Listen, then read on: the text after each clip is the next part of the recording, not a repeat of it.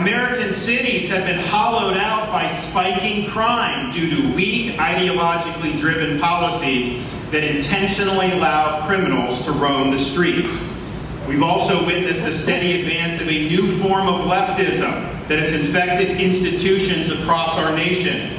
This form of cultural Marxism sows divisions in our society and devalues merit and achievement. This woke ideology represents a war on truth itself. We have just endured years of attempts to impose medical authoritarianism on our country, including President Biden's attempt to deny Americans the right to put food on the table and earn a living if they decline to take an mRNA COVID shot. The lockdowns and the mandates have done incalculable damage to our country, and the effects are still with us to this very day. And as we commemorated Memorial Day yesterday, we are especially mindful of the 13 service members who lost their lives in Afghanistan due to Joe Biden's dereliction of duty.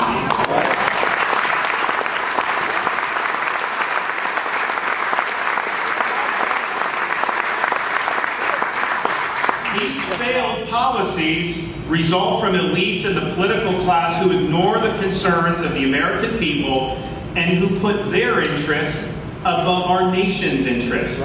How is it that 5 of the 7 wealthiest counties in the United States of America are suburbs of Washington, D.C.? D.C. doesn't produce much of anything besides mountains of debt and loads of hot air.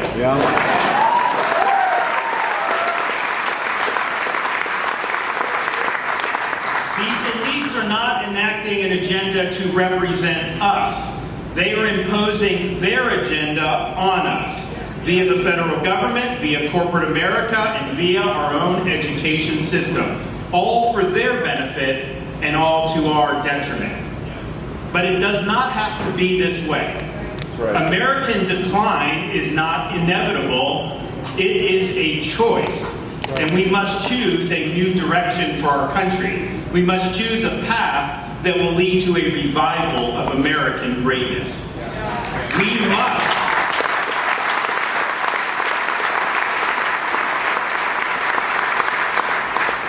must restore sanity to our nation. We need fiscal and economic sanity. Stop pricing hardworking Americans out of a good standard of living through inflationary borrow, print, and spend policies. Embrace American-produced energy so we can be completely energy independent.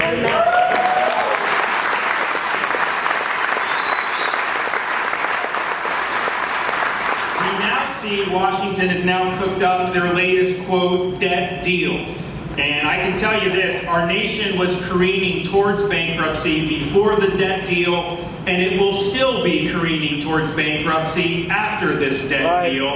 This is greenlighting $4 trillion in new debt in less than 2 years. It took us almost 200 years to get to $4 trillion in debt in the first place.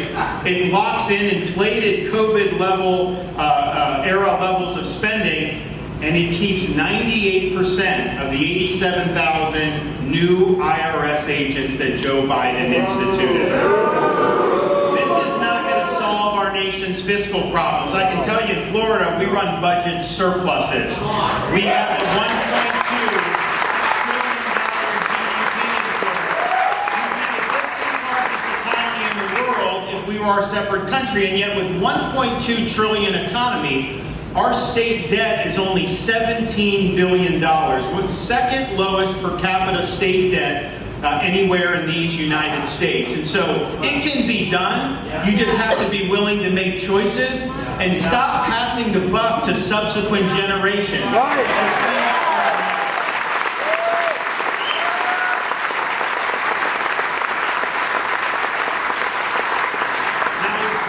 Sanity means we can't have every major institution in our country going on ideological joyrides. We have to be guided by reality, by facts, and by our enduring principles. Merit must trump identity politics.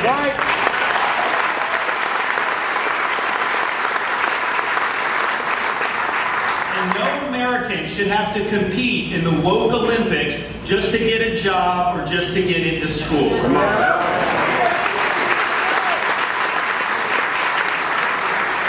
also must return normalcy to our communities. We are a sovereign country, and our borders must be respected. We cannot have foreigners pouring into our country illegally by the millions, and we cannot allow drug cartels to poison our population with fentanyl.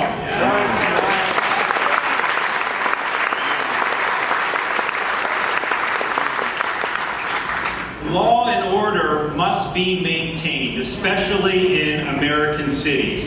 We cannot permit the inmates to run the asylum. We must reject Soros-backed prosecutors who refuse to enforce the law. And we must always support the men and women of law enforcement who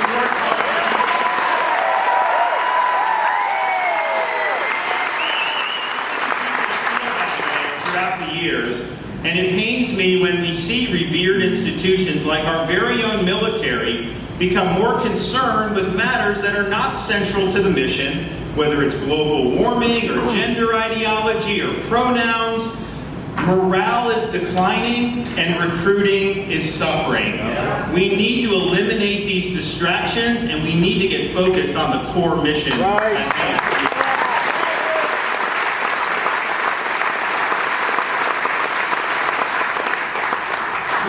Can't have true constitutional government if the most important issues in our society are decided not by our elected representatives, but by some nameless, faceless bureaucrat working in Washington, D.C. Reestablishing integrity to our institutions means we must reinvigorate our constitutional system by returning the government to its rightful owners, we the people.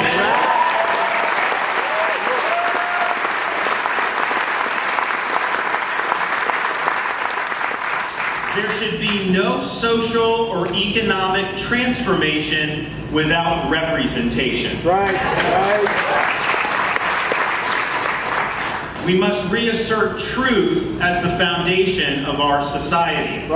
Common sense can no longer be an uncommon virtue in our society. And I'll tell you, in Florida, we prove that all of this can be done. We chose facts over fear. We chose education over indoctrination. We chose law and order over rioting and disorder. Even the state of Florida held the line when freedom hung in the balance. We refuse to allow our state to descend into some type of Faucian dystopia.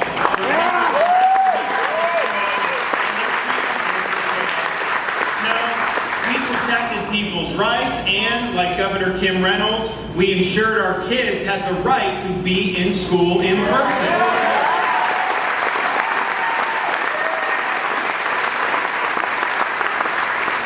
In Florida, we chose freedom over Fauciism, and we are better for doing it.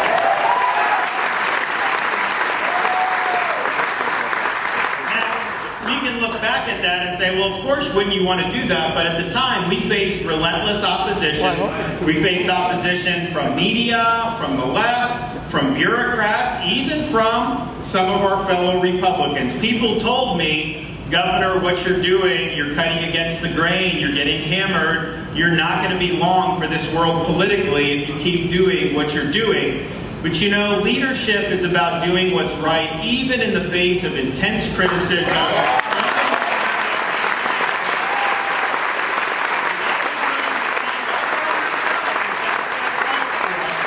And I told myself, you know, my job as a leader is to put the interests and the jobs of the people I represent ahead of protecting my own political hide. Amen. And I didn't know what was going to happen politically, but I was willing to let the chips fall where it may. Because as long as I can look in that mirror and know that I did the right thing for the right reasons, I figured it would all work out in the end. And sure enough, we had some tough going politically for a while. We were getting hammered, and lo and behold, when you do the right thing, regardless of polls or regardless of wherever the wind's blowing, people appreciate you. They know when you stood up for them.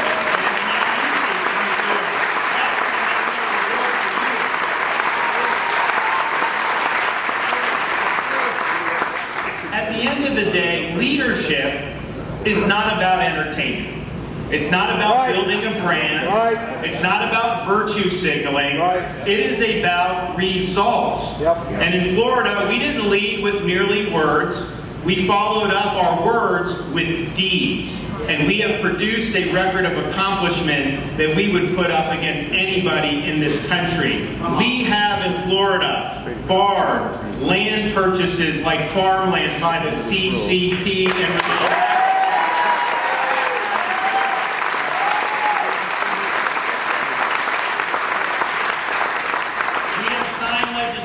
to kneecap so-called ESG in the state of Florida.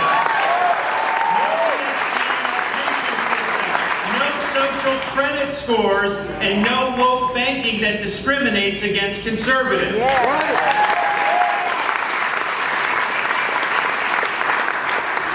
We signed the Heartbeat Bill, the strongest pro-life protections in modern Florida.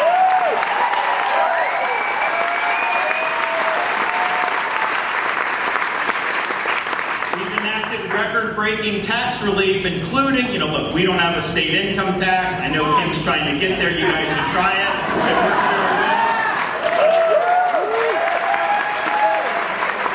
Not having that. So we have to find other ways to give people relief. And so part of this package is a bunch of family-friendly provisions. Now in the state of Florida, permanently no sales tax on any items involving raising babies. No diaper tax, no wipes, cribs,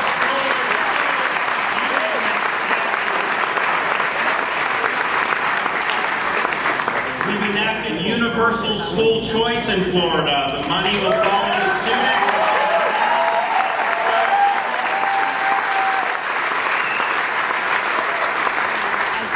When I became governor, we inherited maybe the most liberal state Supreme Court anywhere in the country. Well, I've since then appointed 7 conservative justices, and we now have the most conservative state Supreme Court.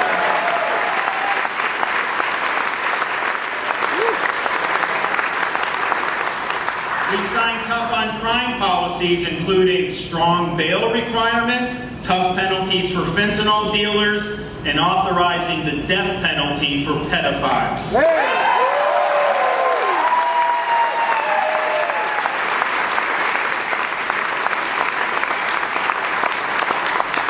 While jurisdictions in this country were defunding law enforcement, Florida stood up and backed law enforcement. We have enacted for 3 years in a row $1,000 bonuses for every sworn law enforcement and firefighter in the entire state of Florida. And we now have a program that when cops leave places like Philly or New York or Chicago and they're recruited to come to Florida, they're met not with derision, but with a $5,000 signing bonus.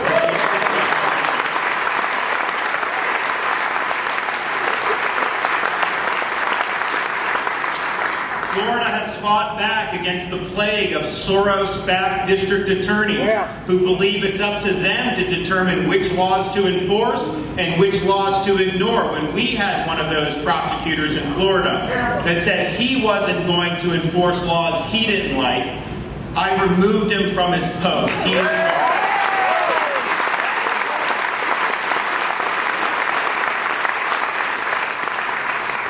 We have opposed illegal immigration by banning sanctuary cities, cracking down on human smuggling, deploying troops to help on the southern border, and even sending illegal aliens to Martha's Vineyard.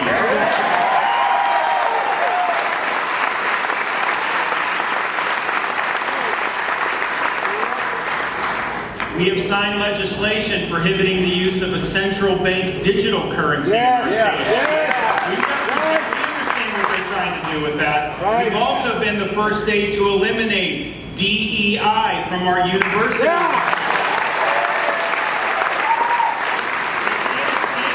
Diversity, equity, and inclusion, but the way it's practiced, it's ideology being imposed on all these institutions. The way it's practiced, DEI better stands for discrimination, exclusion, and indoctrination.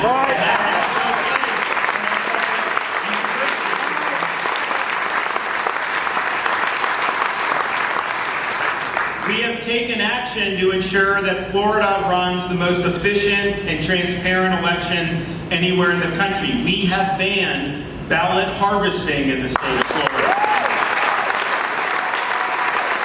We have banned separate bucks in the state of Florida. We require voter ID not only in person, but if you want an absentee ballot, you have to show ID for that as well. And we were able to count 8 million votes by midnight on election night.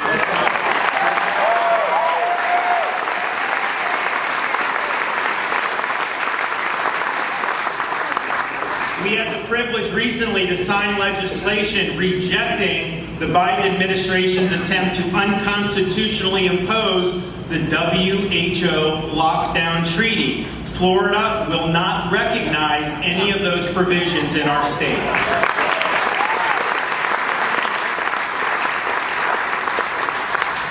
We've protected medical freedom by banning mandates for COVID shots, other mRNA and emergency use vaccines, and by being the first state in America to ban gain-of-function research.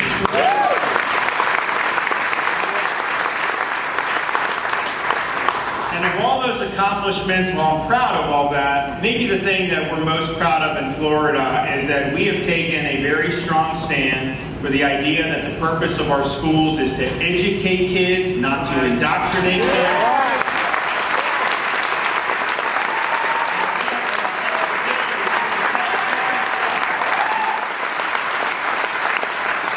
And it's sad to even have to say this, but it is wrong for physicians to perform sex change operations on minors.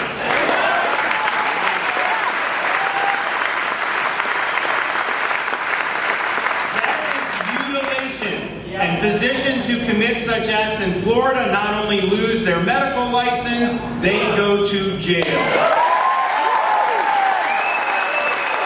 the United States, we rank #1 in net in-migration and have for a number of years. We rank #1 in new business formations. We were recently ranked #1 in education by U.S. News. We are #1 for parental involvement in education. Our crime rate is at a 50-year low, and we have one of the lowest tax and debt per capita rates in the entire United States. And so the point of all that is, when we say that we will do something, it is not fluff. We follow through and we produce results. And so as president, I pledge to be an energetic executive that will take these important issues head on and deliver results.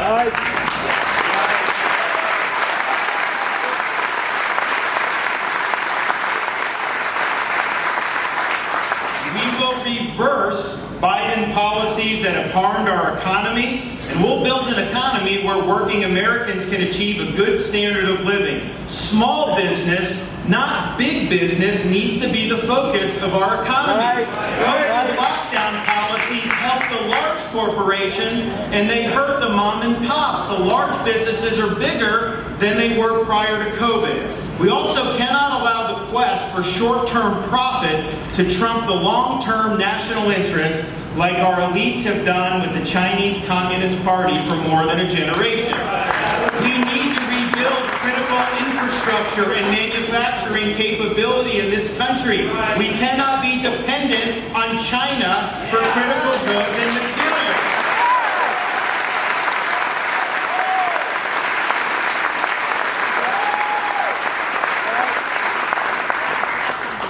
As a Republican, I'm frustrated on things like the border because I've been listening to these politicians talk about securing the border for years and years and years.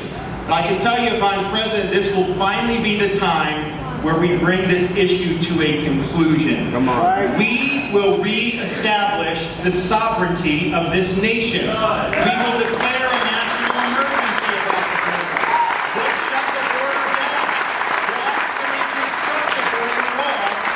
We'll end mass migration, and we will hold the Mexican drug cartels accountable for murdering American citizens.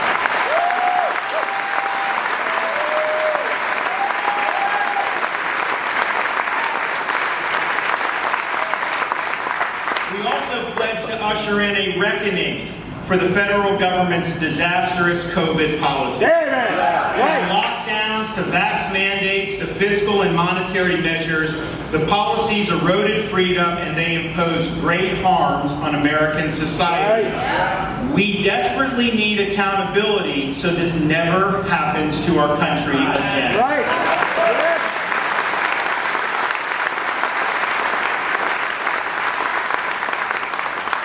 We will not allow malignant ideology to be imposed on our society.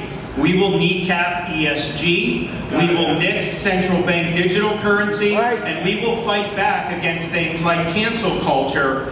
We will never surrender to the woke mob, and we will leave woke ideology in the dustbin of history.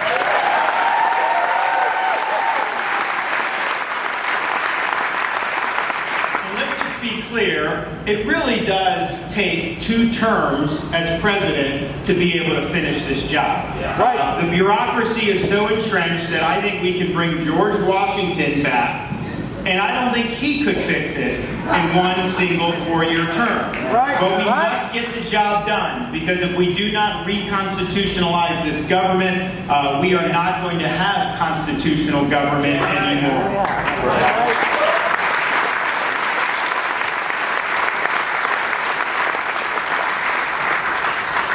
The Bible teaches us that God opposes the proud but shows favor to the humble. A leader must have humility to know that he can't do it alone. It's a team effort. You can make the best decisions in the world. And I recognize this as governor when I became governor of Florida. You can have great policies, you can make good decisions, but you need to have a cadre of people with you that share your values and will put the mission first. And you can't just recycle people from Washington, D.C. We need to inspire Americans from around the country to maybe pick up your family and move to the nation's capital for 2, 4, 6, or 8 years, because we need people who live in the country to come out to D.C. to reassert the right of we the people to run our own government.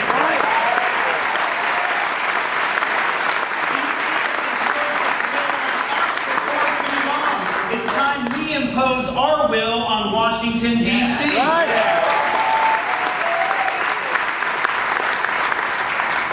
And you can't do any of this if you don't win. There is no substitute for victory. We must put an end to the culture of losing that has infected the Republican Party of recent years. Not in Iowa, not in Florida, but in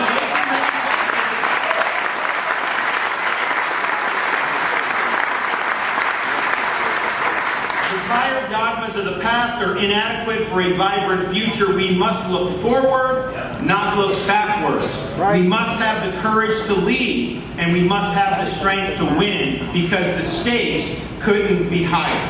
I believe that if we make this election a referendum on the failures of Joe Biden, and if we provide a positive alternative for the American people, that we will win the election. Not just for president, but for House, for Senate, and we will sweep into Washington with the chance to do great things. But we get distracted. We allow the election to become about other things other than Biden's failures. If he's able to hibernate in his basement for the whole campaign and not have to answer tough questions, well, then we may be in danger of seeing a Democrat sweep in 2024.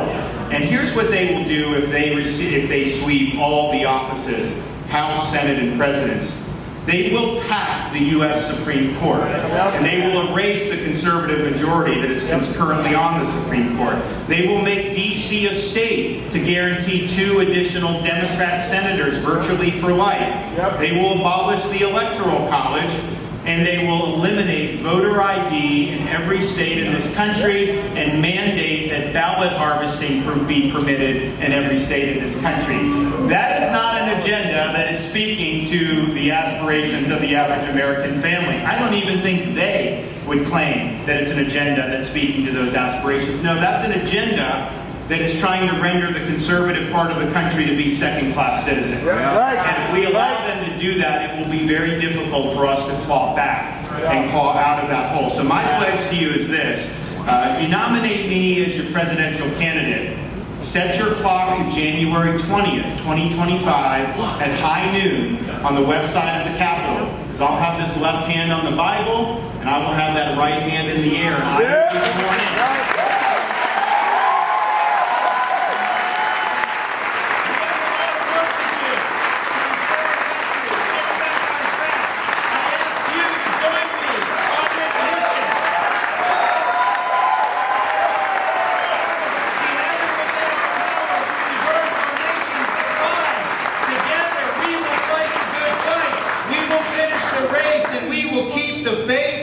And when we do, we will bring back our great American comeback. Thank you all.